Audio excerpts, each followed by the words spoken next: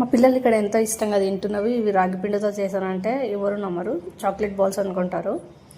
మన ఇంట్లో దేవునికి అక్కడిక్కడ కొట్టినప్పుడు టెంకాయ మిగులుతుంది కదా, అది మంచిగా మిక్సీకి వేసుకున్నాను. నేను ఇక్కడ ఒక గిన్నె తీసుకొని గిన్నెలో అది కొబ్బరి పేస్ట్ చేసుకున్నాం కదా, అది దానికి అంటే టేస్ట్కి తగినంత బెల్లం వేసుకొని అందులో నెయ్యి వేసుకొని అది ముద్దలా అయ్యే వరకు పొయ్యి మీద పెట్టుకోవాలి. దాని తర్వాత ఇంకో గిన్నె తీసుకొని అందులో ఒక గ్లాస్ వాటర్ వేసుకొని కొంచెం నెయ్యి వేసుకొని రాగి పిండి మిక్స్ చేసుకొని అందులో నీళ్ళు మరుగుతున్నప్పుడు వేసుకొని అది పక్కకు పెట్టుకోవాలి. ఇంకో గిన్నె తీసుకొని అందులో ఒక కప్పు రాగి పిండి వేసి మనం ఇది రాగి పిండి ముద్దలాగా చేసుకున్నాం కదా, దాంట్లో వేసి కలుపుకొని పక్కకు పెట్టుకోవాలి.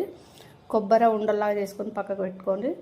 ఇంకా రాగి పిండి మనం ముద్దలా చేసుకున్నాం కదా, అది చిన్న చిన్నగా పూరిలా ఒత్తుకొని కొబ్బరి దానిలో పెట్టి క్లోజ్ చేసుకొని మంచిగా రౌండ్గా చేసుకోవాలి రాగి బాల్స్ లాగా. తర్వాత ఇవి ఆవిరికి 15 నిమిషాలు ఉడకబెట్టుకోవాలి.